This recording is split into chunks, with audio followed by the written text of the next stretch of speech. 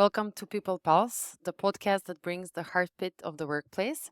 I'm Nena Dimovska, your host, and each week we're bringing bite-sized episode packed with practical takeaways, interviews with industry leaders, and a dash of inspiration to fuel your people strategy and make your workplace thrive. We're here to dissect the trends, unravel challenges, and explore the triumphs that shape the modern workplace. In this episode, we're unpacking the profound impact of the AI revolution on the modern workplace.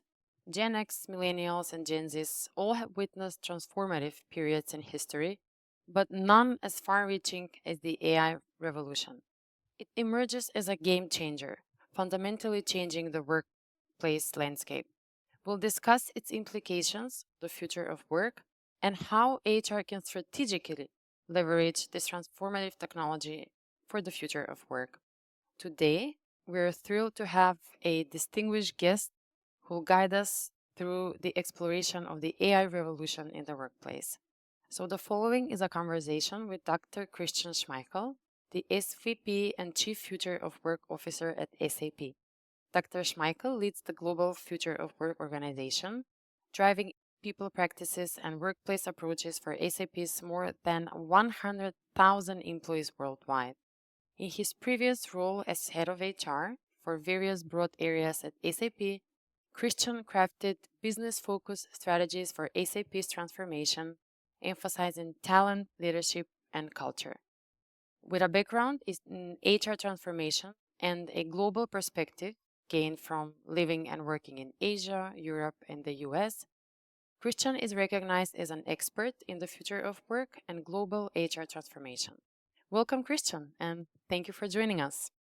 Thank you very much, Lena. Thanks for having me. Can you perhaps tell us how can AI be leveraged to predict skills gaps and personalize the employee experience across the entire life cycle, leading to a more strategic HR, to a more strategic approach? Yeah, I feel what is currently exciting for a lot of HR practitioners is this huge notion of having much better data at your fingertips. So making sure that you're coming from big data to smart data, coming up with large amounts of data that can be now distilled and consolidated in a very intelligent way, that these different data sources are kind of combined. And then, of course, when you use this data, you can, of course, come up with much better insights. At the same time, you can even come up with predictive analytics. So HR can proactively anticipate what is maybe needed on the future skill side of the house. And you can develop targeted strategies. So you can stay ahead of the curve, if you will, and try to support the business by finding the right talent with the right skills at the right time. And of course, once you know which kind of skills you need, and you can do, for example, the skill matching and everything then powered by AI in a much faster and much more meaningful way, you can come up with much better personalized learning and development opportunities. Just think of personalized learning recommendations at scale, looking at the individual employee profiles, at the career aspiration. Just think of, for example, tailored learning experience, which everyone is looking for. This certainly boosts engagement and drives career growth. And certainly it's also about, the everything else, more or less personalization of an employee life cycle, where it's not just learning initiatives, but sometimes it comes up with goal setting and knowing what others are doing. So also this element of continuous feedback and coaching supported by AI certainly is a huge game changer to be expected. Making sure that you can get, for example, maybe also AI-based elements where there's feedback coming from different sources. There's so much data, of course, always considering local labor law and the data protection guidelines, but on an aggregated level, there's so much information that can be used. It's simply fascinating. And of course, last but by no means least, when it comes to skills building, it's certainly also important to think about our recruiting and talent attraction process. So just about revolutionizing the way how you more or less speed up your recruiting process. It's about automating repetitive tasks, freeing up time of recruiters to think and work more on things that are value add, right? On the personal interaction. While you can analyze job descriptions, you can come up with even, for example, scalable job description creation. And all of this, for example, also backed up by maybe AI powered employer branding initiatives. There is, I think, the sky the limit, what you can think of once you're using this. At the end of the day, it's about being smart, having better information, making sure you can drive things in a much more efficient way, and thereby freeing up resources that can focus on the value add stuff. Great point, and thank you so much for bringing that up. Just like you said, staying ahead of the curve by analyzing and combining large amount of data that we have there from various sources to address, various HR daily challenges. And I honestly look forward to seeing that happen. Can you perhaps share a few examples of how to utilize AI to attract new talents, to develop our existing employees, or perhaps even have smoother exits? Yeah. I think what comes to mind right now for a lot of HR practitioners are things like, for example, streamlining your processes. In the case of streamlining your recruitment processes with AI, you can have HR professionals leverage huge amounts of data, right? Or candidate data to identify patterns and predict maybe even the likelihood of a candidate's success in a particular role. Of course, always on an aggregated level. But at the same time, these informed decisions, also looking at, for example, speeding up the process when it comes to shortlisting candidates, always, which would lead to kind of higher quality talent pools in the process. And then, of course, you can personalize your experience in the process also for candidates because you have, for example, maybe a dashboard where you stand then in the recruiting process, all of that. This is simply exciting. And this is something where a lot of HR practitioners are currently looking forward to the technological advances that will certainly come up on the horizon. And for other processes, skill development is for sure the personalized learning recommendations. You can come up with AI powered chatbots where you can more or less improve the experience if you have a question on offboarding, just imagining what is possible on the onboarding side of the house. If you have, for example, already kind of pre-boarding experience, one of our colleagues here was just also in India coming up with a great metaverse onboarding where you can already meet your future colleagues and experience your future work environment before you even start. So that on day one, you already feel kind of in a well-known environment. This is awesome. And of course, also when you think about sometimes even anonymized, for example, exit interviewing, all of this, making sure that the data is afterwards aggregated in the right way, these kind of feedback elements can certainly help HR to provide better services moving forward. Yeah, great point. And I would add here that in addition to the exciting personalization, chatbots, and empowerment of new employees or aggregating data from exit interviews, I would add here the knowledge transfer platforms that I think are also on the horizon, for example, for exiting employees, to document their expertise, experiences, best practices from their work so we can facilitate a seamless knowledge transfer to successors and minimizing disruptions in the ongoing projects, or for example survey analysis trends, identifying patterns and getting some actionable insights regarding the reasons for employee departures. These are some data information that can actually drive data driven inputs into our HR strategic initiatives aimed at improving retention and overall better employee experience for our employees. What's your perspective on AI's contribution on the reduction of bias, especially in the process of recruitment, giving performance feedback, or promotions? What I feel is super important is one always needs to relate back also to the core principles of business AI. And this is, of course, making sure that this technology is relevant, that's reliable, and also responsible. So when you transfer this now to the overall notion of AI being a kind of a supportive tool for HR, for managers, or even employees, this should be always, for example, a data provision, while at the end of the day, decisions should be made by human. So I think this human oversight element and continuous monitoring seems to be key, right? And also to ensure that on one hand, yes, there is maybe a proper and very objective preparation of any decision making, even without bias. At the same time, it is to make sure that even AI is to stay out of bias as much as possible and is aligned with the organizational values. So just think of the hiring process where there is a lot of practitioners right now in the market also experimenting with this, making sure that the CV review, the job descriptions that are more or less created in the first place, also performance metrics, all of this is analyzed. And of course, that you try to mitigate bias simply by using objective criteria as much as possible. So one needs to remove these kind of subjective elements as much as possible out of the process to stay as neutral as possible. And you see me saying always, or you hear me saying always, for example, as much as possible, because certainly the technology is evolving, but there's huge opportunity. And when it comes to performance feedback, yes, of course, if you have a lot of data that is more or less educating any kind of more or less summarized feedback, it's about providing fair and unbiased feedback to employees, right? And so therefore, again, it's important maybe to stay neutral, making sure that this is happening on objective criteria as much as possible. And that's great. And of course, whenever you can have data consolidated in kind of an aggregated way, where, for example, there's also a lot of data consolidated, this can simply mitigate kind of individual objective elements and thereby hopefully reduce bias as much as possible.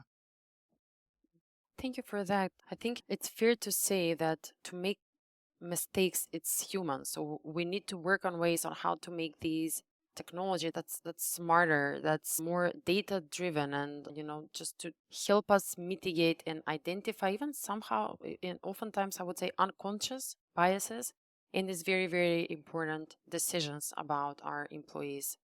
One thing that it's sure is that the future of work will be flexible. So, how can AI help us set flexible work arrangements that meet both the business goals but also the high remote and hybrid employee needs? Well, first of all, it's very important to understand that in today's times, at least in the knowledge worker space, many organizations have come up with structured hybrid working models to be successful in terms of balancing what is the needs of an organization. Having on one hand here the focus on working regularly also on site together, at the same time also still offering flexibility in the work arrangement. And I think this is something which, of course, first of all needs to fit to the business model. At SAP, we are seeing that a requirement of being 3 days per week in the office by default, of course, and is subject to labor law and the respective local legislation, seems to be a good practice. But of course, this still means that there's a lot of flex work elements in there. Wherever you work, then, for example, the other 2 days, there's a lot of other flex work elements in there, which I think are very important, right, to also be an attractive employer of choice. AI and technology per se can help big time, of course, in more or less also here managing then the respective infrastructure for that. Just imagine of making sure that whenever you have mixed teams where some people are working on site, others remotely, how you bring people together. The virtual collaboration platforms are key. It's about also on the facility side of the house where you can streamline also maybe the use of buildings and workspaces. You can get feedback real time, how this is used. You can steer and course correct as needed. And of course, it's about also having great data to make sure that you can really see what is important for an organization. A lot of organizations, also like SAP, are coming up with regular pulse checks of the organization, right? How does the organization feel in these times of unprecedented change? What can you do also to come up with a right HR support portfolio? And what else is needed simply to make an organization successful, future ready, engaged, and of course also excited about what is coming, but also that they have everything they need to be successful on their day-to-day basis. Thank you for that. I was just curious to ask, what would you advise HR professionals is the right amount of asking for feedback from the workforce about these changes and new practices that they're being implemented? And from your experience, what is the future of work department's role in, getting feedback from the workforce and what to do with the feedback taken from these pulse surveys? What we see is that we feel, of course, data-driven HR work is certainly the way into the future. We at SAP have a Future of Work Insights team, which is running here a continuous listening strategy. For us, it's important to, of course, gather regularly, also hear the sentiment of the organization.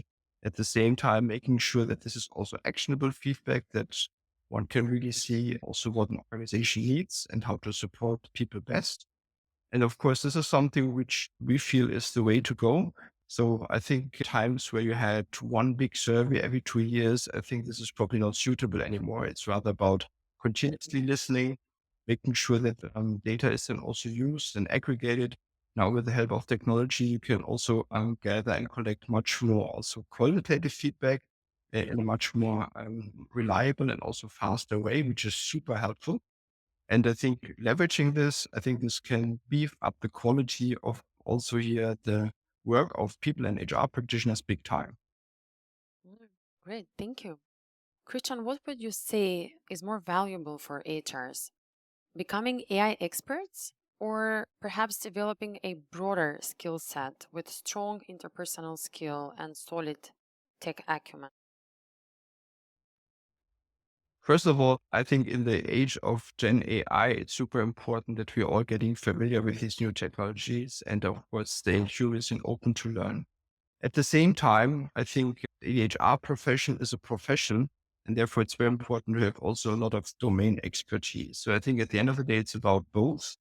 And of course, we have always in the past looked as a great, well, as organization usually to have a talent strategy for the business. I think moving forward, it's super important to also have a talent strategy for HR itself, where I think the right skills are then nurtured in a holistic way, whether this is data-driven HR, whether this is digital HR, and here in this case also, for example, AI skills. But this is something where all of us need to be familiar with and also leverage the systems to the best possible extent. At the same time, I think we all need to keep up and even drive the evolution of our HR profession, being in the different domain expertise areas like total rewards, recruiting, what have you. At the same time, also shapen and strengthen, from my perspective, and also the way of managing huge transformational initiatives from the culture to the technology angle. All of these things will be, from my perspective, very important for organizations to be successful in the future in the HR space. Thank you. And, I couldn't agree more. I also think that developing a broader skill set makes more sense considering that in critical situations like conflict resolution, employee development, coaching, change management, empathy and communication are indeed crucial. Christian, your long tenure in the HR granted you a valuable perspectives. So what advice do you wish you had known when you started? What skill would you say that has been most valuable to you up to date? But in hindsight, I feel that looking at what's happening around us here in the world and all these changes, it's so important to stay open and to stay curious to learn. I think that's probably the most important thing from my perspective. I think this lifelong learning element is key. And I'm a very passionate HR person and very much excited about transformation, which I think is something which has worked very well for me. And I can only encourage everyone who is also passionate about to leverage this. It's about complex problem solving together with others, right, in a team. And therefore, of course, leveraging what is probably the most important thing these days is the combination of great people and great technology, making sure that these things come together. And then I feel there are exciting times in HR, and it's great to be part of it. And I think there's probably a lot of stuff to come over the next couple of quarters and years. And this is probably once in a generation opportunity for all of us in HR to co-shape the way how we will work and live in the future. And that's simply fascinating. Great advice. Thank you. Thank you, Christian, for sharing your insights on the future of work. Undoubtedly, these will provide practical takeaways to improve our listeners' work. Thank you for listening, People Pulse. We have just unlocked another workplace heartbeat together. Remember to use these practical takeaways, stay inspired, and keep your workplace heartbeat strong. Don't miss out on future insights. Subscribe and get ready to power up your HR strategy. Thank you.